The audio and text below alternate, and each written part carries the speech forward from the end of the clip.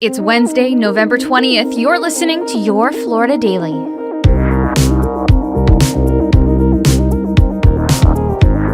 I'm Katrina Scales. Two parents are facing charges after deputies say they attacked a school resource deputy. It happened at Deltona Middle School in Volusia County. The couple, George Rivera and Dagmaria Aponte Intirino, were taken into custody after deputies say the two showed up at the school to protest their son's battery charge for allegedly shoving a girl the day before. But when they didn't like the outcome of the meeting, the sheriff says Dagmaria shoved the deputy against a wall and George punched her in the head, knocking her to the ground. He even ripped her taser from her hand before she regained control and took him into custody. And all of this happened right in front of their son. Sheriff Mike Chitwood called the attack blatant and said, quote, "If you're wondering why some kids show no fear of consequences in today's society, look no further than these parents as Exhibit A." George Rivera is facing several charges, including armed robbery for allegedly taking the deputy's taser. His wife bonded out last night. We're learning new details about a possible plan that would expand Sunrail service from Orlando International Airport to the attractions. Transportation leaders met in Orange County yesterday to talk about the Sunshine Corridor project. They're considering several different routes and stops, including to Disney Springs.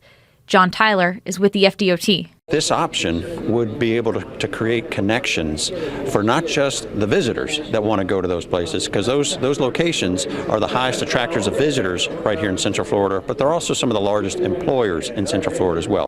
The Sunrail expansion will cost an estimated $5 billion, but at this point, no stops have been confirmed.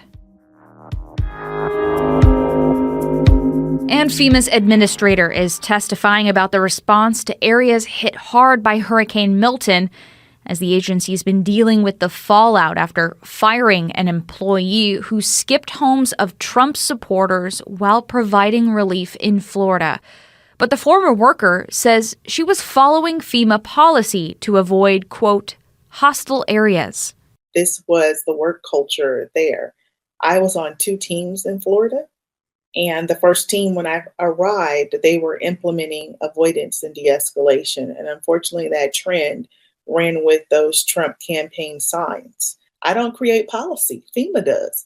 I just implement it in the field. This official ordered employees to discriminate against vulnerable Americans affected by a hurricane when they needed assistance the most. And that FEMA essentially treats the homes of President Trump supporters as if they were homes of people with vicious dogs.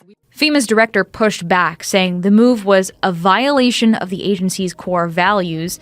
An investigation is ongoing, but right now she says there's no reason to believe this was more than an isolated incident.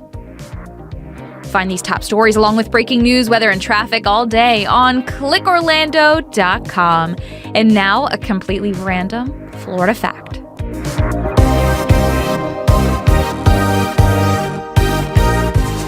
The Thunderbird Motor Hotel opened in 1959 in Arlington, Jacksonville, a once growing residential and commercial suburb for the downtown business executives of Jacksonville.